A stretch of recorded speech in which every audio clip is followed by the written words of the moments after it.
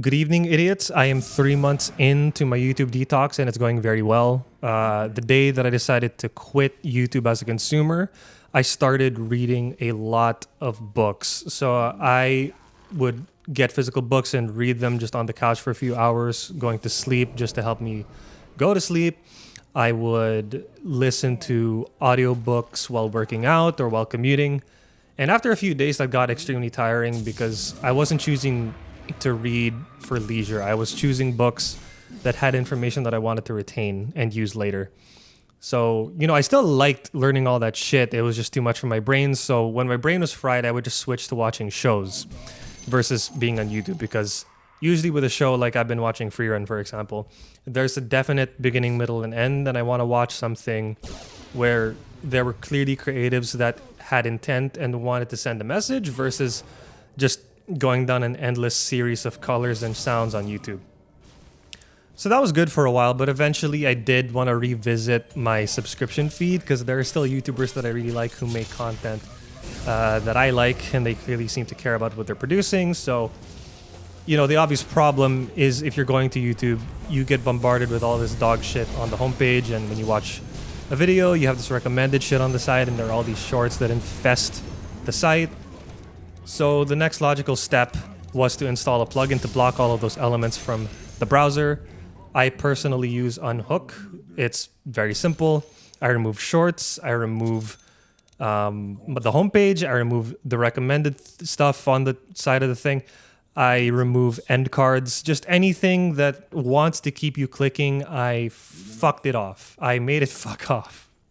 So anyway, I'm not subscribed to that many channels, and the channels that I do subscribe to don't post that often.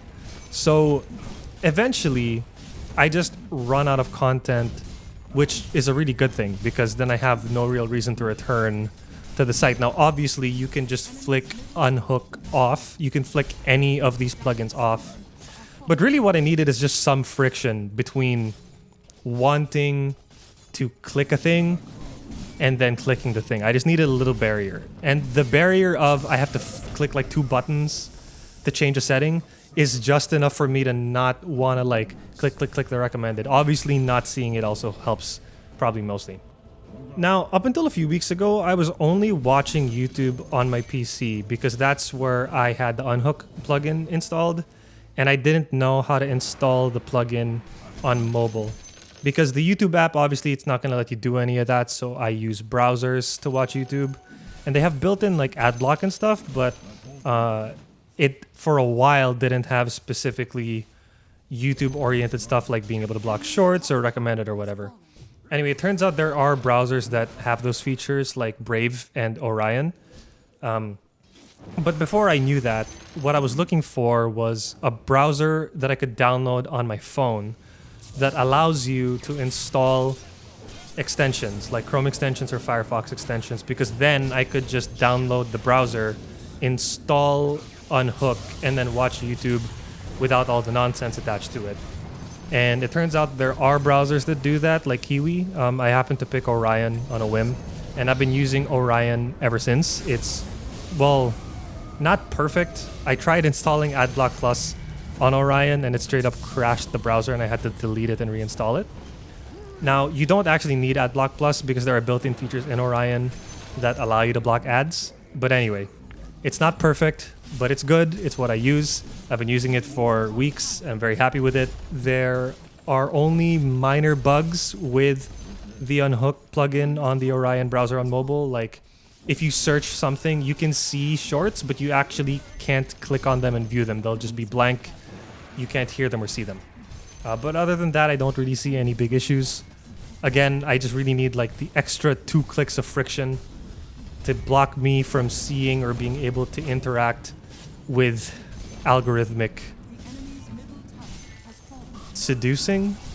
Algorithmic succubusness. Algorithmic... the fuck was the word I used in the video essay? Algorithmic... algorithms. Alright, so anyway, I would definitely suggest to literally everyone watching this that you go and install one of these browsers that lets you block YouTube elements, and then just go to your subscription feed if you can tolerate that. If you're gonna go down a rabbit hole anyway because you're just gonna turn off the setting, throw your phone in the toilet and shit on it.